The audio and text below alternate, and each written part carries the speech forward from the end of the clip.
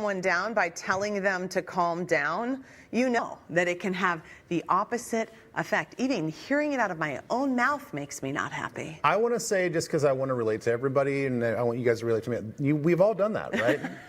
right? We've all done that? So here to tell us what we can try instead, we have keynote speaker Drew Moldenhauer. So Drew, good to see you again. And I'm guessing, yes, that technique is probably a no-no in your profession, huh? 100%. And, you know, if you go to a Little League game, you're going to see that. You know, that's just where the way you see people talk to the referees and that kind of stuff, it never works. That calm down never works. It doesn't work. Okay, so when it comes to de-escalation, number one, remind our audience why you're an expert in this. I mean, this is something that you've had decades of experience in. Yeah, 18 years of law enforcement as a police officer, and you know, during that time, you're constantly dealing with people that are suffering from mental illness, controlled substances.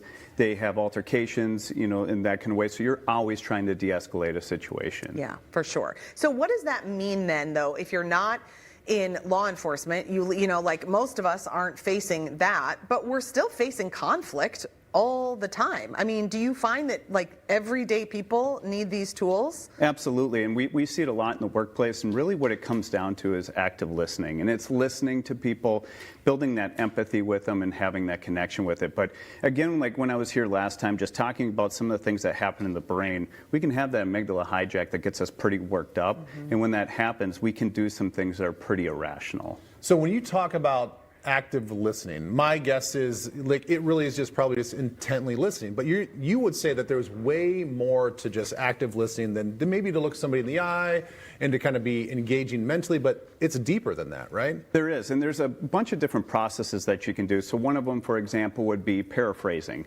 So someone comes in and they seem pretty upset to your workplace, and they start telling you about their weekend. They say, you know, I went to my kid's soccer game, it went really bad, my in-laws were in town, that was a tough deal, and I had some other things go on bad. They give you this 300-word story. What you can do is make that about 30 words and just say, it sounds like you had a tough weekend with your family and a couple other things going on. So you're really paraphrasing that down. So that's one of the ways that can really help. Does that help people just feel heard? They're feeling like, okay, I'm feeling understood, and so I don't need to escalate further. I mean, I know they're not consciously thinking that, but that's kind of what's going on. Yes, absolutely. It helps them be heard, and it's one of those things, too, that it shows that if you're giving good eye contact and good body posture, one of those things that you're engaged with them while you're listening. This, I think, is really interesting. You say that your words really only account for about 7% of what you're communicating with somebody else, your tone and your body language. Are you familiar with a bad tone? Because I have a husband, and I'm often trying to work on his tone. You know? Oh, so are you suggesting that you never have to work on your tone? My tone is cool as a cucumber all the time, Drew. I bet. So I can give you a perfect example of that. So it's 7:38:55. 7% of communication broken down in theory is just the words coming out of my mouth. Yeah. 38% is the tone, and then 55% is the body language. So a great example that I like to say is, let's say you're a guy and you were supposed to stay at home and clean the house, but instead you went golfing for the day. I cannot imagine that. Okay. No, like this is completely hypothetical, right? Completely. Yes. I'm not speaking from experience here, right? Yes. And then you come home and you ask your wife, hey, I'd like to go to the bar later with my friends. And she does one of these. Yeah. And she sits back and she goes, fine.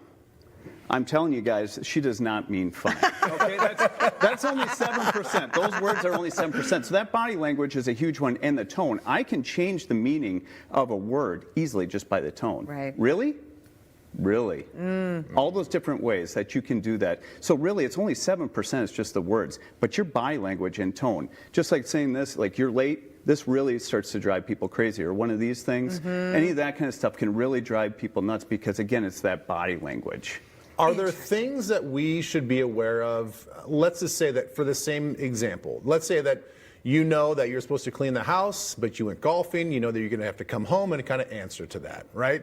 Yes. So are there ways that we, on both sides of this, like before we even get into that conversation, yes, are we supposed to be doing something? Yeah, one of the things that I tell people is taking a big, effective pause before you have a conversation. Especially if you're upset, if there's something that's starting to bug you, take that effective pause, start to breathe a little bit. And when you start to breathe during that time, that's going to get you back to rational thinking. And then if you do have to approach someone and have a difficult conversation, which we don't really like to do, some of the things that you can do is use inclusive language. So just saying, hey, I noticed this, and you're using an I message, and then just saying, I think we need to get better about this. Or, hey, I noticed this, and I just want to get your side of the story on this.